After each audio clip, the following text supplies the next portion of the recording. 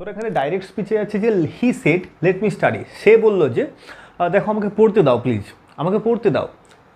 ধরো এই ধরনের প্রশ্ন আছে, এই যে লেট, দেখতে পাচ্ছ, এইগুলোকে আমরা কি করে ন্যারেশন চেঞ্জ করব?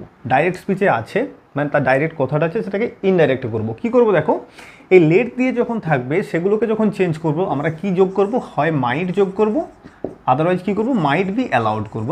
মাইট বি অ্যালাউড টু, এটা ইউজ করব। হয়েছে?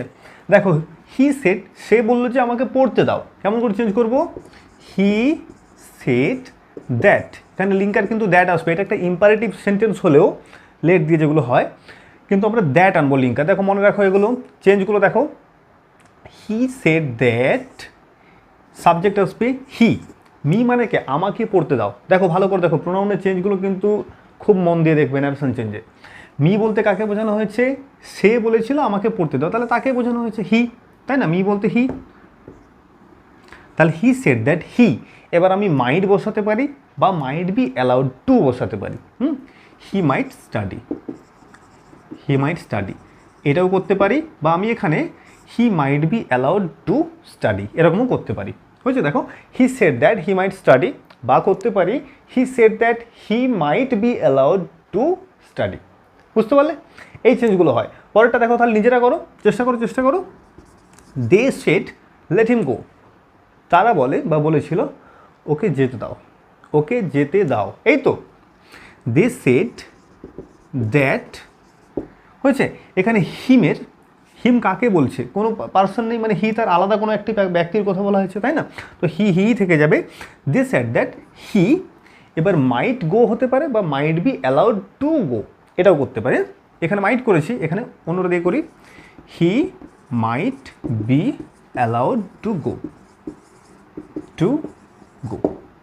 ধরতে পারলে ব্যাপারটা? দেখো চেঞ্জটা দেখো কী হচ্ছে, তাই না? যেখানে শুধু লেট থাকছে আমরা হয় মাইট আনছি বা মাইট বি অ্যালাউড টু আনছি। পরিষ্কার হচ্ছে কি ব্যাপারটা? হয়েছে? আচ্ছা, এবার তার পরেরটাতে আসি। লেটস দিয়ে যেটা হয়, লেটস চলো যাই, এই যে অ্যাপোস্ট্রফি এস দিয়ে যেগুলো হয়, তাই না? এইগুলো চলো এটাতে করি, তাহলে এটা ক্লিয়ার হলো, বুঝতে পারছো? আচ্ছা পুরোটা করে নিই, তারপর একটা সামারাইজ করে দেবো ব্যাপারটা। দেখো I said to my friend, আমি আমার বন্ধুকে বলেছিলাম দেখ ভাই প্রত্যেকটা মুহূর্তকে এনজয় করে চল, কী যায় আসে, চলো প্রত্যেকটা মুহূর্ত এনজয় করে চলি, তাই না? উপভোগ করে, আনন্দ করে, একদম ইউটিলাইজ করে চলি। কী করবো, I said to my friend, এই তো। দেখো এটা কিন্তু আমাদের ন্যারেশনের নিয়ম অনুসারে এই সেড টু ভার্বটা চেঞ্জ হবে। কেন চেঞ্জ হবে? এটা আমি আমার বন্ধুকে একটা প্রপোজাল দিচ্ছি, সাজেশান দিচ্ছি, তাই না? তো আমরা করতে পারি I suggested to my friend, বা আমি প্রপোজডও করতে পারি এখানে।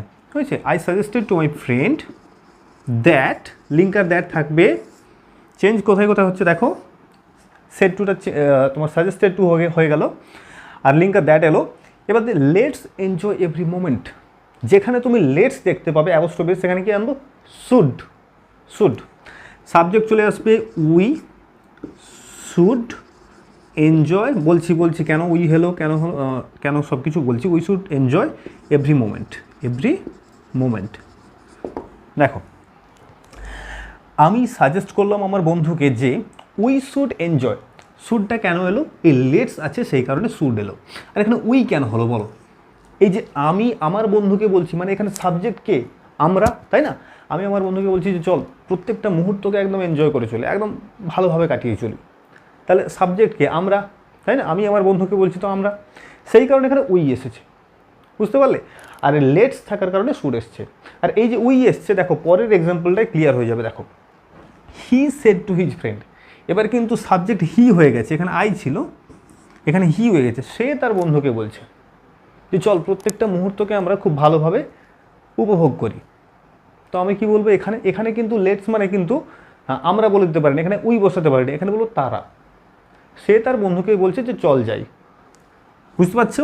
তাহলে কি হবে, হি যেমন আছে হবে সাজেস্টেড, সেড টু থেকে সাজেস্টেড টু হয়ে যাবে, হিজ ফ্রেন্ড, লিঙ্কার তো দ্যাট বসবেই, এখানে বসবে কি লেটস এনজয় দ্য মোমেন্ট, এটা হবে কি দে শুড, দিয়ে সাবজেক্ট কিন্তু চেঞ্জ হলো, দেখো আর কিছু চেঞ্জ নেই, they should enjoy every moment. পরিষ্কার? বলো পরিষ্কার হচ্ছে কিনা বলো। তাহলে দেখো এই যে দুটো ক্যাটাগরি আমরা করলাম, একটা হচ্ছে শুধু লেট দিয়ে ন্যারেশন চেঞ্জ এবং একটা লেটস দিয়ে ন্যারেশন চেঞ্জ। বুঝতে পারছো কোথায় গেল কতটা? এই যে এই এতটা বুঝছে। এখানে আমরা কি কি চেঞ্জ দেখলাম দেখো। প্রথমত এইখানে যেগুলোতে লেট আছে এগুলোর পরে কিন্তু অন্য কিছু বসে, আস বসে না, তাই না?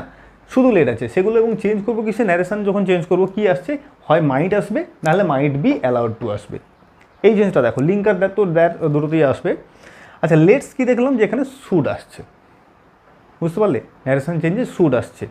যেমন example, I suggested to my friend, এটা যেহেতু একটা সাজেশন বোঝায় যখন লেটস দিয়ে কিছু বলি, সেই কারণে রিপোর্টিং ভার্বটা সেড টু না হয় সাজেস্টেড টু হয়ে যায়, বা প্রপোজ টুও করতে পারি এখানে। বুঝতে পারছো?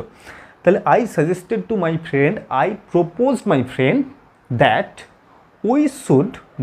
We should enjoy every moment. পরিষ্কার হচ্ছে বলো? ন্যারেশানে কিন্তু এই ধরনের ন্যারেশান, মানে লেট দিয়ে ন্যারেশানগুলো পরীক্ষা, কম্পিটিটিভ পরীক্ষা, স্কুল, প্রত্যেকটা জায়গায় কিন্তু আসে, হয়েছে? তো তোমরা প্র্যাকটিস করো, দেখবে বইতে এক্সাম্পল পাবে। আর যদি বলো যে আমি কিছু এক্সাম্পল ইনক্লুড করে দেবো, কমেন্টে জানাও, তাহলে অবশ্যই আমি ইনক্লুড করে দেবো, হয়েছে? তাহলে চলো প্র্যাকটিস করো। আর যদি ভালো লাগছে ক্লাসটা, তো অবশ্যই শেয়ার করো বন্ধুদের সঙ্গে, এবং যদি শিখতে পারছো, মানে আমি শেখাতে পারছি ঠিক করে, তো প্লিজ ফিডব্যাকটা দিও, হয়েছে? চলো তাহলে পরের ক্লাসে দেখা হবে আবার, তাই না? বাকি আছে আরও অপটেটিভ আর এক্সক্লেমেটরি ন্যারেশন চেঞ্জ। চলো সেগুলো নিয়ে পরের ক্লাসে আবার দেখা হচ্ছে। ততক্ষণ ভালো থাকো আর শিখতে থাকো। বাই।